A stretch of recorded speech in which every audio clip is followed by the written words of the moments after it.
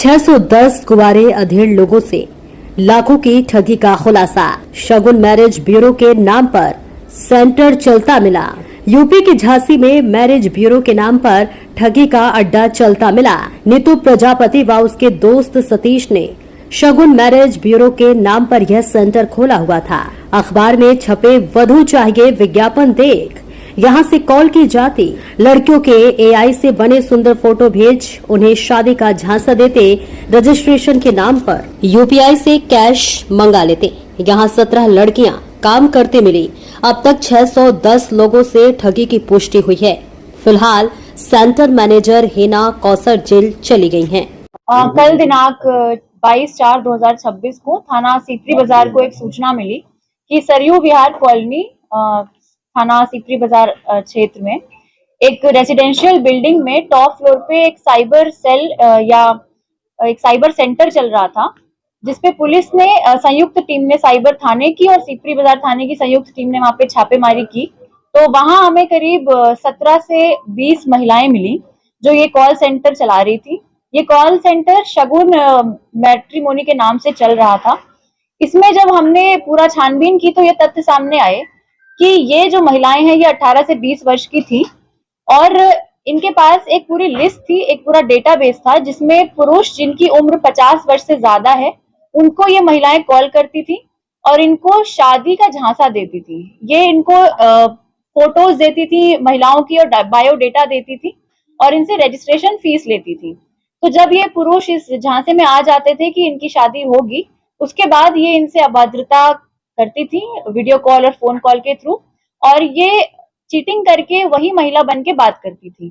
तो इस तरह से इन्होंने करीब 610 पुरुषों से 1000 से लेके 25,000, 30,000, 1 लाख तक की धनराशि इन्होंने इस तरह से प्राप्त की है। इसमें सबसे खास बात यह है कि इसमें करीब 17 जो महिलाएं हैं 18 से 20 वर्ष की, ये सारी बहुत ही इकोनॉमिकली बैकवर्ड सेक्शन से आती हैं और ये एक तरह से साइबर स्लेवरी की पीड़ित हैं। ये जितने भी हमने इनको 16 महिलाओं को रेस्क्यू कराया है और इनकी काउंसलिंग करा के इनके पेरेंट्स को हमने सपोर्ट किया है। ये महिलाएं जो इकोनॉमिकली बैकवर्ड सेक्शन से आती थी, ये मजबूर थी इस काम को करने के लिए। इसके जो मुख्य आरोपी हैं इसमें हिना कौसर, जिसको आज हमने अरेस्ट किया है और न्यायालय के सामने पेश किया है, ये इस पूरे कॉल सेंटर की प्रबंधक थी। ये यहाँ पे सबसे पुरानी एक तरह से वर्कर है और यही सारे रजिस्टर का लेखा जोखा करती थी। इसी के नाम पे रेंट एग्रीमेंट भी था जहाँ पे ये कॉल सेंटर चल रहा था। और इसके जो अन्य आरोपी हैं सतीश छिपा और नीतू प्रजापति, ये दोनों शिवाजी नगर के रहने वाले हैं और ये फरार हैं। पुलिस टीमें गठित की जा चुकी हैं, इनकी छानबीन हम कर रहे हैं। इसी क्रम में हमने 9 अकाउंट्स, बैंक अकाउंट्स फ्रीज करा लिए हैं और इन अकाउंट्स में करीब 50,000 की हमने धनराशि भी फ्रीज करा ली है। जो रजिस्टर्स हमें मिले हैं उसमें यह पता चलता है कि करीब 30 से 40 लाख का फ्रॉड इन्होंने एक साल में 600 के ऊपर पुरुषों के साथ किया है। जो बरामदगी है वो करीब 30 कीपैड वाले मोबाइल फोन है, 5 स्मार्टफोन्स हैं और करीब 29 से 30 रजिस्टर्स हैं जिसमें हर महिला अपना एक अकाउंट मेंटेन करती थी।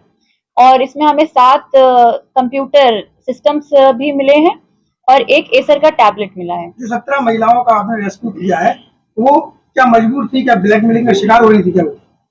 ये 17 महिलाएं साइबर स्लेवरी का शिकार थी और ये सारी 5,000 की सैलरी पे रखी गई थी।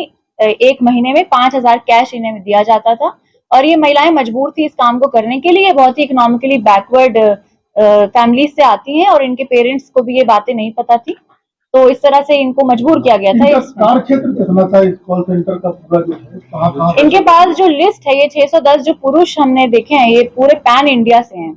इनके पास जो डेटाबेस है ये पैन इंडिया का है, पर जो ये 16 महिलाएं जो साइबर स्लेवरी की पीड़ित हैं ये पूरी लोकल झांसी की हैं। कैसे शिकार बनाते थे ये? इनके पास एक पूरा डेटाबेस है, जो सॉफ्टवेयर है जिसमें 50 या 40 वर्ष की उम्र के पुरुष जिनको दूसरी शादी करनी है या जो इस तरह की एक्टिविटीज में संलिप्त हैं, उनका इन्होंने पूरा एक डेटाबेस बनाया हुआ था और उन्हीं को ये महिलाएं कॉल करती थी। मैम एक चीज और, क्या आपने कहा कि यही लड़कियां जो दूसरे के नाम से कॉल करती थी, कुछ वल्गर बातें भी करती थी उस तरह की, तो इनका कोई दोष अभी तक नहीं माना जा रहा है? देखिए, ये महिलाएं इकोनॉमिकली बैकवर्ड कंडीशंस में हैं और इनको ट्रैप किया गया है। ट्रैप करके इनको ट्रेन किया गया है कि आपको इस तरह से बातें करनी है। साइबर स्लेवरी यही तो है क्या कि आप मजबूरी थी इनकी, मतलब क्या कोई डॉक्यूमेंट इनका रख लिया था, आधार इनके कार्ड? सारे डॉक्यूमेंट्स रख लिए जाते थे और इनके जो वीडियोस हैं वो इनको काउंटर इन्हीं को बोला जाता था कि हम आपके ये वीडियोस वायरल कर देंगे या आपके घर पे बता देंगे कि आप इस तरह का काम कर रहे हैं। जो ये फोटोज भेजते थे, जिन पुरुषों को शादी का झांसा देते थे, वो फोटोज कौन से होते थे? ये फोटो जो महिलाओं की ये देते थे, ये एआई जनरेटेड फोटोज थी और ये जो इंटरनेट में कहीं से भी किसी महिला की फोटो मिल जाती थी उसको भेजते थे। ठीक।